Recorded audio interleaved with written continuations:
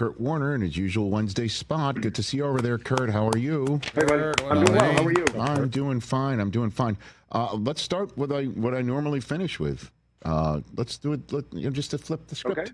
Okay. The best performance you saw by any quarterback on film this week is what? I don't know if it was a great week for quarterback play, but you kind of go back a little bit because it's easy to forget what happened on Thanksgiving. I thought, Patrick Mahomes, I thought Jordan Love both played well on Thanksgiving. Mm-hmm. But if I have to pick one, I'm going to go to Monday night, the most recent game. I'm going to say Drake Maye again.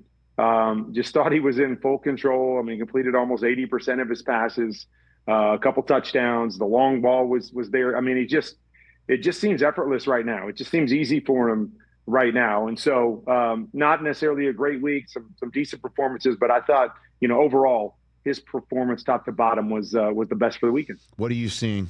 Give me more meat on the bones, please, from him. Well, I tell you what I'm seeing, and to me, you know me, I love to talk the X's and O's. Yes. And in this NFL, there's a lot of teams that are out there running the pure progression type stuff, which, as you also know, I'm not a huge fan of. But I love what New England is doing. And it has a lot of shades of what they did during their great Super Bowl runs with Tom Brady. A lot of the same concepts, a lot of the same, play design, so to speak, across the board. And it gives answers for the quarterback. And this is what you're looking for. This is where you go. You start right, you start left, depending on what you're seeing. And it just seems to fit with how Drake Maye sees the game. He's fast. He's quick with his decision making. He knows where he wants to go with the football. He knows what he's looking at. If it's not there, he's going to take off or drop it down for a check down. That push the ball down the field when they need to. But it just, to me, I love the system and I love the answers that Josh has given him. They don't have to overcomplicate it. Good, solid concepts across the board. And if a quarterback knows what he's doing, you can have great success, even though everybody wants to talk about, how complicated defenses are. I don't fully buy into that. Or you have to be an athletic quarterback and run around and make plays. I don't necessarily believe that. If you know what you're doing and what you're seeing, you can play this game quickly, you can have success, and you can win football games. And I think Drake Maye is, although he's a good athlete and he makes some plays with his feet, he's winning the games with his mind and with his arm more than anything else. And I think Josh McDaniels has been the perfect fit for him and, and this football team. What answers to the test is he giving them then? What are you seeing? Like, can you give an example? Well, the answers to the test is what I call full field read type stuff. And what that means is that you're going to give you a concept to the right-hand side, and we're going to give you a concept to the left-hand side. And each have their definitive answers against different coverages. So your job as a quarterback is to read the coverage, pre-snap, post-snap, and get to the right guy, knowing that you're going to have answers and where your answers are. And Kurt, it's simplified. Real quick, the radio audience just returned. ESPN Radio presented by Progressive Insurance. Kurt Warner is here explaining what answers to the test Josh McDaniels is giving Drake Maye. I give you the floor back, sir. So again, it's full field concepts where they're giving you a concept to the right, a concept to the left. Mm-hmm. Quarterback's job is to read pre-snap, read post-snap, and then get to the side that fits the coverage that you're seeing. And then once you get there, it simplifies it knowing, I got an inside out over here, or I got a high low over here. And so you can find the guy, the defender that you need to read with your eyes, and you can play the game very quickly. The pure progression type offenses say, okay, we're going to start over here, and it's going to be 1, 2, and 3 over here, and 4 over here, 5 over here. And so the whole process to me takes longer. And it's not as definitive because we're not basing it off of, if the defense does this, you throw here. We're just saying, if this guy's covered, then move to the next guy and see if he's open, and then see if he's open. And so it speeds the game up. If the quarterback can see it and understand what he's seeing, it speeds the game up. It makes the game easier, quicker, because I know definitively where my read is. And if I don't like that read off of that defender, then just find your check down or take off and run. And so it becomes a very simplified game, and you can play the game faster. Whereas I think the other forces a quarterback to play slower. And, the argument is, okay, it's easier for a quarterback to go pure progression because they don't really have to see anything. They just have to read it 1, 2, 3, 4, 5, and see if their guy's open and throw it to him. Whereas, the full field is, okay, my quarterback's got to know what he's seeing on the snap and what the coverage is or what his keys are to make him go to the right or to the left and change his progression. But, I've been a proponent that I still believe at this level, no matter how good of an athlete that you are, you have to play the game mentally first if you want to be a championship-type quarterback or a championship-type team.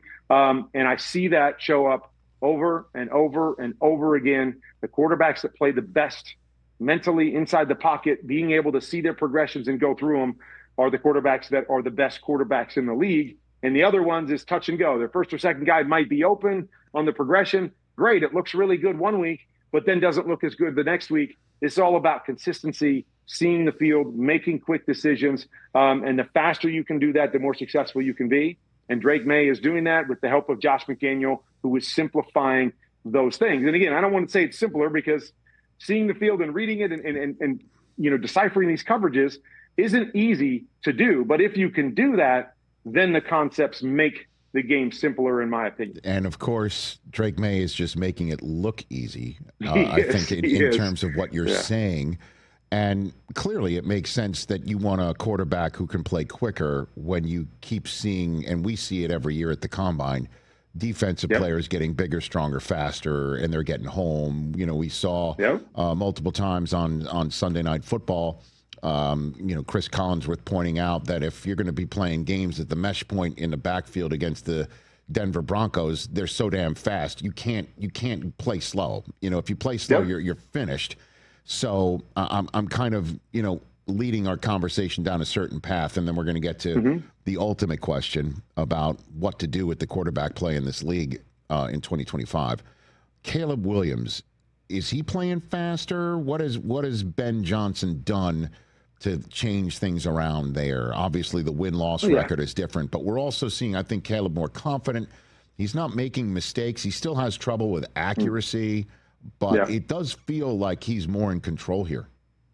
Yeah, I mean, he definitely seems more comfortable with what they're asking him to do. Now, Ben Johnson does run a number of what I would call pure progressions, but I think he ties it in really well, because within his pure progressions, a lot of times he has good, solid, what I call defender read type plays. So he's still trying to tell his quarterback to kind of read through that progression, but he's trying to still put somebody in conflict with, say, read 1 and 2 or read 2 and 3. So if we get there and this guy's covered, this next guy, based on the design of the play, should be open. So I think that the scheme helps Caleb Williams to play a little bit more fast, or I guess more comfortable, I would say. He's still got, room to grow. There's times his eyes start on the wrong spot for me. There's times that he hesitates too much. You mentioned it. He's missing too many layups still. But, we were talking about it on game day morning, me and Daniel Jeremiah, and Daniel was saying that, at the NFL level, you need one of two things with your starting quarterback. You either need great efficiency or you need explosive plays. Now, if you can have both, obviously that's the pick of the litter right there. But you need one of the two.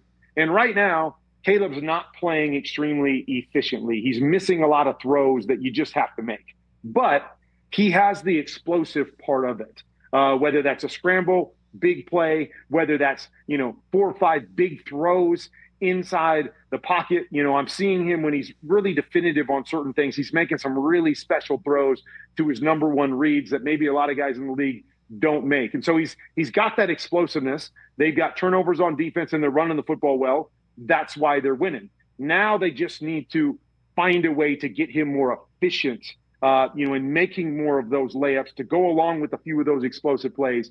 And then I think you see the trajectory go like this, and why Ben Johnson was saying, we're kind of winning in spite of our pass game right now. It's not as efficient as we want it to be.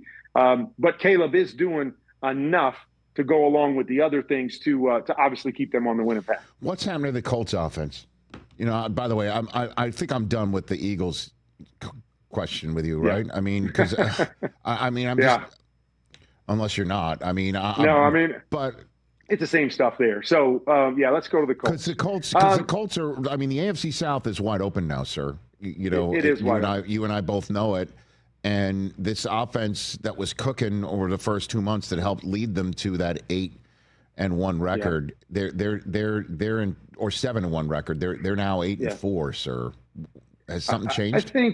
I think the natural thing for most people is to point right at Daniel Jones and say, well, Daniel Jones isn't that top tier quarterback. And maybe true. I mean, we haven't seen anything to say that he's, top tier, like best in the league. But we saw him play really good football, obviously, through the first half of the year, and it hasn't been as good these last couple of weeks. And what I believe the biggest issue is that first, it's a run first team.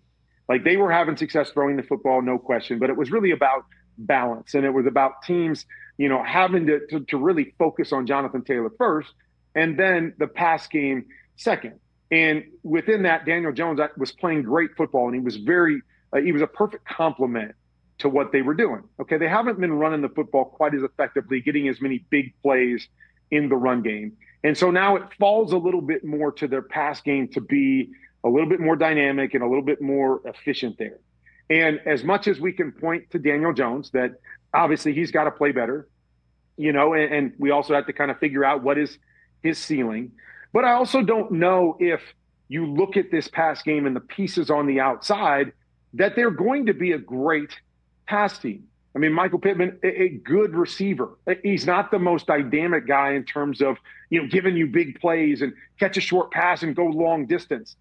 Pierce, again, a good player, but more of a down the field guy, not a guy that's going to win with all of his route running and be dynamic there. And so I don't know if, again, we're going to point at Daniel Jones and say, well, I don't know if he can be the quarterback to lead a pass game when you have to throw the ball 40 times. I'm not sure this is a pass game that's built to be able to carry a team when you have to throw 40 times. It's kind of the same conversation we've had with the Steelers for a number of weeks on game day morning, is that I'm just not sure they have the pieces to be a pass team. And so they have to be able to run the football and allow that to be the complementary part of it. Good players. And Daniel Jones has played good, but there's a difference between being good and being a unit that can carry a team against good defenses like the Houston Texans and so forth, going through the season. So that to me is what I see, is they still have to be a run first team, and they've got to win and get some big plays there. And then I believe Daniel Jones and their complementary pass game is definitely good enough to make a run in the AFC. I just don't know if it is, if they're not able to run the football down the stretch, and it's going to fall all to passing game having to be consistently good and consistently explosive. In the few minutes I have left with you, Kurt Warner, week 14 is just huge. I can't wait for our game day morning show. I mean, there's so many different directions we can go in, as we're now in the entire league is in the December football schedule, as opposed to just that first Monday night game of the month. Let's do some somewhat quick hitters. The Cowboys-Lions game will come down to what? I think it's really going to come down to if Detroit can run the football. They've got some injuries. Amon-Ra, probably isn't going to play based on what we're hearing. They're going to have to win running the football and getting back to making some big plays there. And then on the flip side, obviously the Cowboys made these moves to stop the run. Can they stop the run and force the pass game of Detroit to beat them? I think will be the key. Okay. The Packers and Bears playing for the first of two times over the next 3 weeks, with the division completely up in the air right now, will come down to what in Lambeau Field on Sunday? I think it's two things. I think it's Jordan Love taking care of the football, because the Bears, albeit not great on defense, they've been great at getting turnovers, and that's been the difference for them. And then I think, like we saw last week, is can the Packers stop the run? The Bears were awesome running the football against the Eagles. And we talked earlier about Caleb just being explosive but not efficient. If you can force it into Caleb Williams' hands and force him to have to be efficient, I think that's the best formula for the Packers to get the win. Okay. And now the Steelers and the Ravens, both at 6-6, leaking oil coming off of last week. What do you have? That'll come down to what there? I really feel it's going to come down to the Ravens offense What is wrong with it? What is happening with the Ravens offense right now? Does Lamar look the same to you? Does he look?